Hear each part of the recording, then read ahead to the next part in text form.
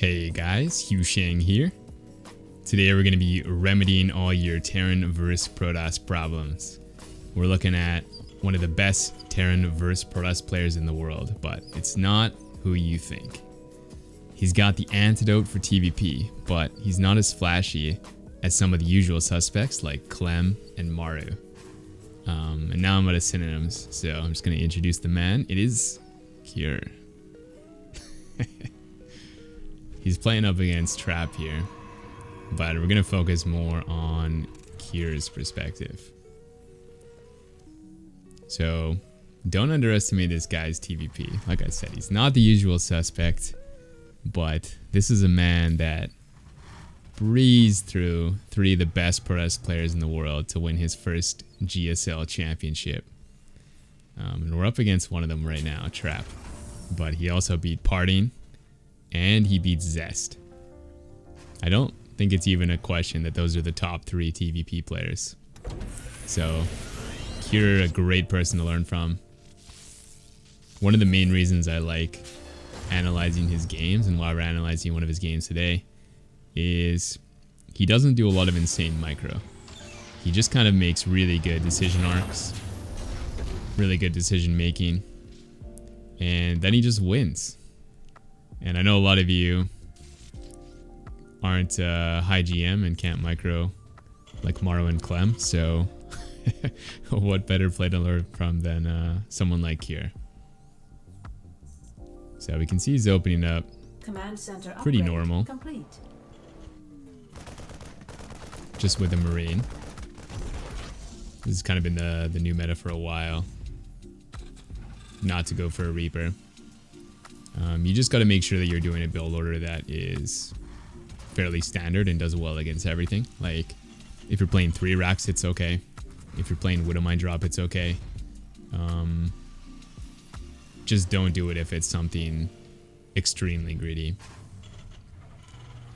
You'll also notice Cure did a little bit of a scout there, kind of confirmed that Trap is playing a 1-git expansion build. And now we can just kind of continue a little bit greedily here, get our tech up. Add-on complete. We're going to be playing a Widow Mine Drop. So like I said, if you are going to not scout with a Reaper, you want to be playing something that's a little more standard, that's going to do pretty well against everything. And Widow Mine, definitely one of those builds.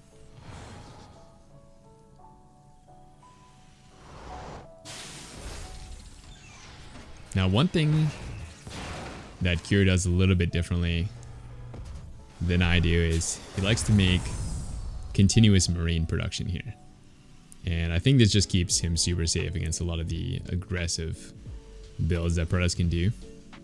So it's just like super solid and safe. Now at this point we really have no idea what Protoss is doing. Obviously you guys can see that it's an Oracle in the production tab, but as Cure we have no idea. So we're just going to assume that it's an air build, or at least we're going to put our Widow Mines in a position that's going to be good against an air build, because it might be that. So you can see he's got 1 Widow Mine at each gas geyser. Nice little spots for each, by the way. You can't actually see those as Protoss unless you tilt your screen. Now this is kind of a funny position to pick up the Widow Mines, I gotta say, because the Oracle usually shows up at 4. So a little bit of a weird time to do that. But he does kill this Oracle with that Widow Mine, which is awesome. And now we're just going to go for the Widow Mine Drop and see what info we can pick up. So this Widow Mine, you can see it's flying to the natural. But one of the main advantages to flying this direction as opposed to the main base is you can get some additional information. So right now you're going to see that we spot a pylon at the 3rd base, so we actually know which base Trap is taking.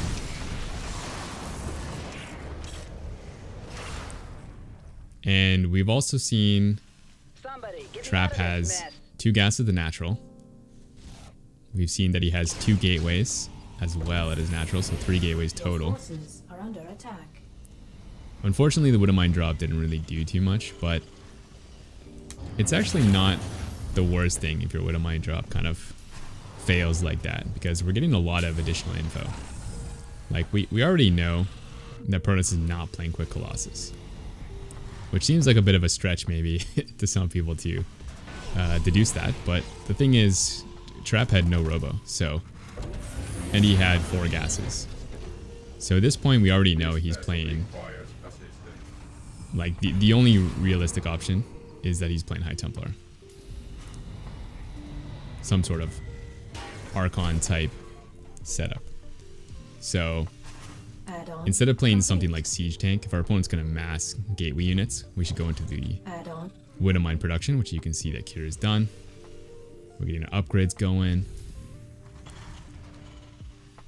We still have the 1 Siege Tank early on, so that's not ideal, but obviously we need that just to be safe early game. But now we're going to go into Widow Mines, which is a much more accurate composition against someone playing mass charge lot. And we're also making a lot of Marine. I think a lot of people add in the Marauders too early. And Marauders are really good, but Marines do quite a bit more DPS than Marauders. So you don't want to add in your Marauders too early. Okay, at this point we're kind of ready to push. I'm going to pause in a second because this is going to be a really critical scan coming up.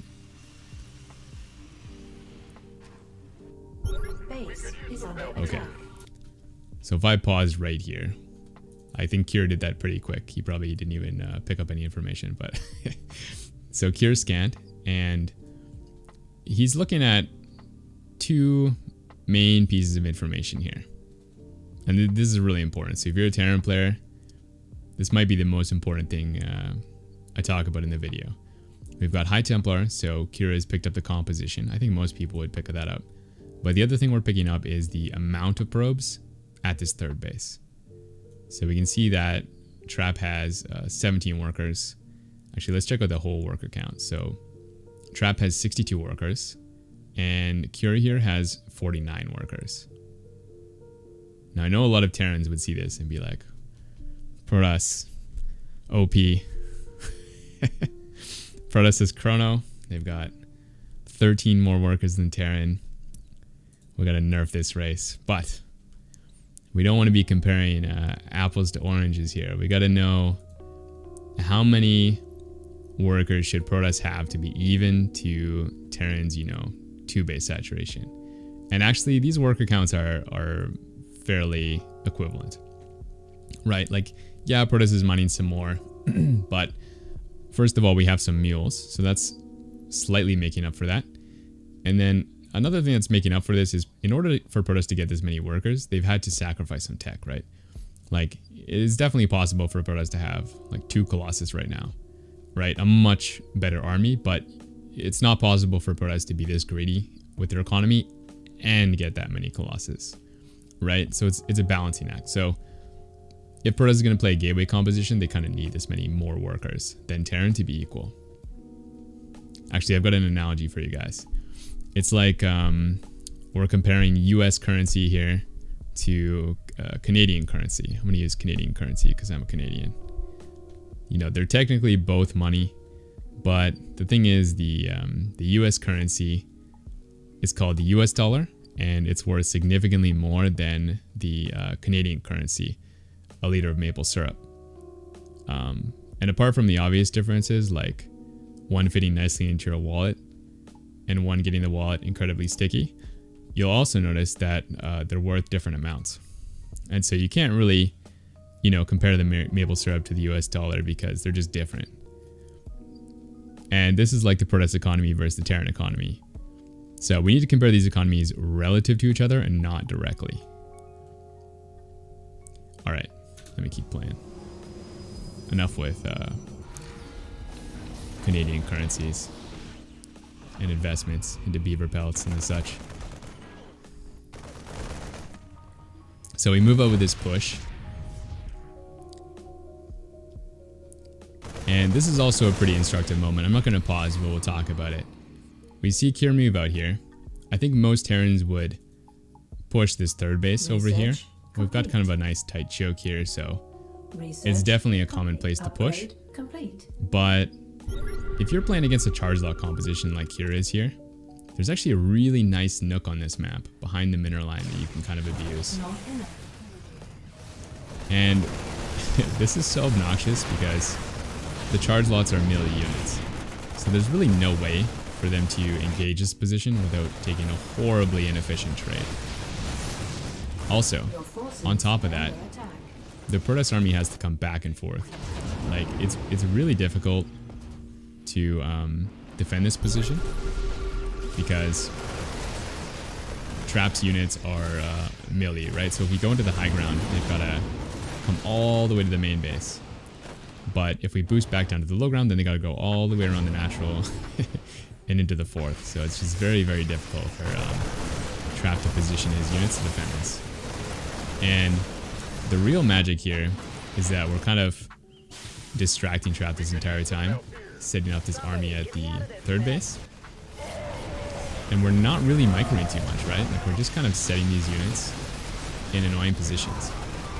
So for you guys, you can, I mean, you don't even have to look at this army so often, right? You just need to put them in these obnoxious spots, maybe stim one time, and then just keep up your macro, right?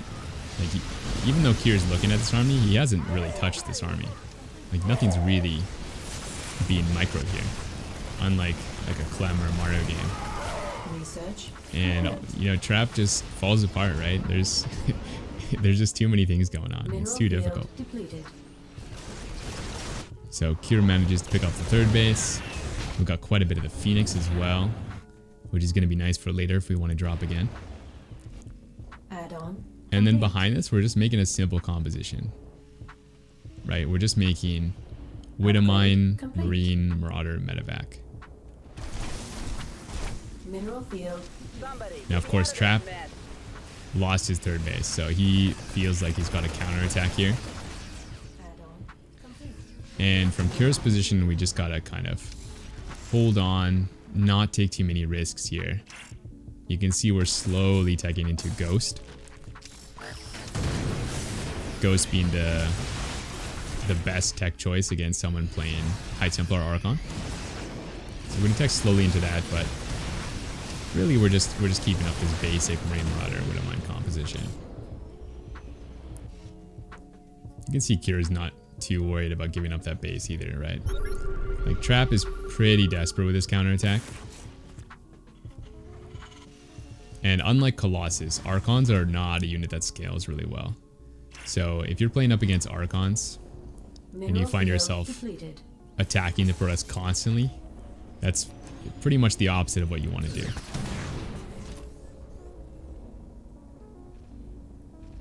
If we just kind of wait until we have enough Ghost, and suddenly we can EMP these Archons and remove all their health, then suddenly they're almost worthless, right? So Kira's just being super patient here, waiting for his 6 Ghost to finish. And now that we have 6 Ghost, we should be able to EMP easily all of these Archons. And we got the Widowmines as well, we got the Marauders. So our army's just so good against what Trap has. The only real concern is that, you know, Trap gets out some Disruptors or Colossus or something like that, and we can't actually make use of all our Ghost. Now, Kier actually had a really hard time taking a good fight here because Trap had such an amazing concave. But because we picked off that base earlier, and because we have, you know, the hard counter to the Archons, we're going to win this game anyways. So hopefully you guys enjoyed that little analysis. I will see you guys in the next game.